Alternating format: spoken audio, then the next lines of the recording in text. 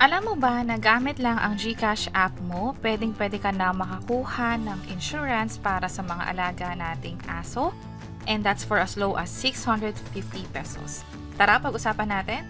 By the way, kung first time mo sa channel na to and gusto mo pa ng mga online tutorial videos katulad nito, please click the subscribe button. Gamit lang ang GCash app mo, pwedeng-pwede ka na pumunta dito sa G-Insure kung saan marami tayong pagpipilian. At ang maganda dyan, hindi lang tao or property ang pwedeng i-insure. Kahit yung mga alaga nating hayop katulad ng mga aso or pusa, pwedeng-pwede nang i-insure. In this video, explore natin tong Pet Insure for Dogs na for as low as 650 pesos. Ang nagpo-provide ng insurance na to ay Malayan Insurance, pero nakipag-partner sila sa GCash para nga naman mas madaling makakuha at makapagbayad na rin ng premium. Pero bago yan, mas maganda na i-double check ninyo kung ano nga ba yung mga benepisyo nito, kung ano yung covered o yung pwedeng i-reimburse sa inyo. At syempre sa mga insurance, meron din silang tinatawag na exclusions o yung mga hindi pwedeng makover kapag yun yung nangyari sa aso ninyo.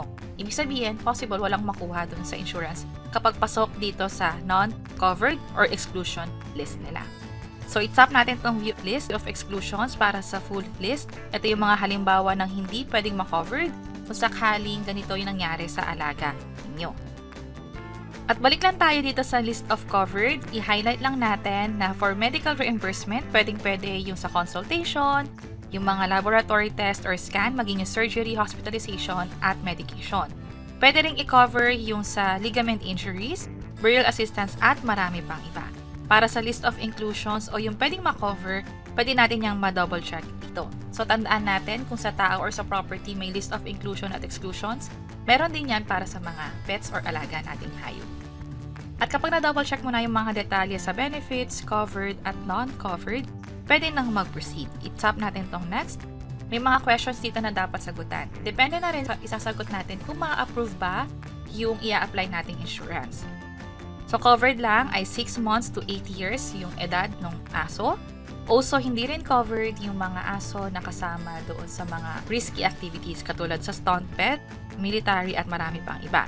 Makikita nyo rito, this insurance is not applicable for your pet.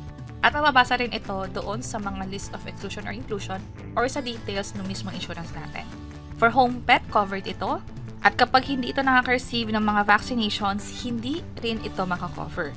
So kapag yes ang sagot natin dito, pwede nang mag-proceed. Is the pet to be insured undergoing physical examination at least once a year? Tap ko yung yes. Kapag no, may kailangan pang i-provide na sagot dito. So tap ko ulit yung yes. Does the pet to be insured have history or underwent operation? Sa akin, no. And is there any engagement in commercial breeding practices? Hindi ito allowed sa pag-apply ng insurance. Pag tinap ko yung yes, automatically, hindi tayo makakapag-proceed. So, tap ko yung no. And then, pwede tayong pumili ng plans dito. Depende na rin sa budget natin o yung gusto nating makover for the dog. So, pwedeng 1 month and that's for 650 pesos. Ang coverage niya ay 100,000 pesos in aggregate. Pero per occurrence, pwedeng 30,000 pesos. Pwede na namang 3 months, 1,250 yung cost niyan. 6 months, ito yung cost, 2,400. For 9 months, 2,850. Dagdagan lang natin, ng 1 year, magiging 3,200 na yung pwedeng maging plan natin. At ito yung mga coverage niyan. For burial assistance na nagkaroon ng euthanasia, 10,000 yung coverage. Bukod pa doon sa medical reimbursement o yung iba pang mga pwede i-cover for injuries. By the way, na-mention ko kanina na this is for pet, pero pwede rin naman yung owner's liability or third party. Kung sakaling nagkaroon ng liability sa ibang tao, let's say may nakagat or nagkaroon ng damage, pwedeng makover iyan or makompensate dito sa insurance. At pwedeng umabot ng up to 250,000 pesos in aggregate or 50,000 pesos per occurrence. Meron ding personal accident coverage at marami pang iba dito. So kapag okay na tayo, pwede nang i-tap yung next. By the way, before nga pala mag-proceed, merong waiting period na hinihintay. Kapag binili nyo to, hindi automatically ma-activate yung insurance. Kailangan pa maghintay ng 7 days for 1 month plan, for 3 months plan, 14 days, and then 6 months to 12 months, 30 days pa yung waiting period niyan. And kapag okay na, ang maganda dyan is through GCash, pwede na itong ma-avail. I-review lang yung summary ng insurance or coverage. At kapag okay na, i-check lang to and then pwede nang magbayad gamit ang GCash app. And of course, kapag mag-avail ng insurance, hintayin nyo yung notification or update sa inyo, pwedeng via email, pwede rin naman via text or via call. lalo kung may mga additional answers kayo pin-provide during dun sa pagsagot ng questionnaire. And indagdag ko na lang din na bukod sa mga aso, pwede rin mag-avail ng another insurance for cats and available naman yan for standard insurance. Katulad ng nakita natin kanina, i-review lang ulit yung mga detalye, kung ano yung mga excluded at pwede yung allowed or covered doon sa insurance, maging iba pang mga benepisyo na pwede ninyong makuha.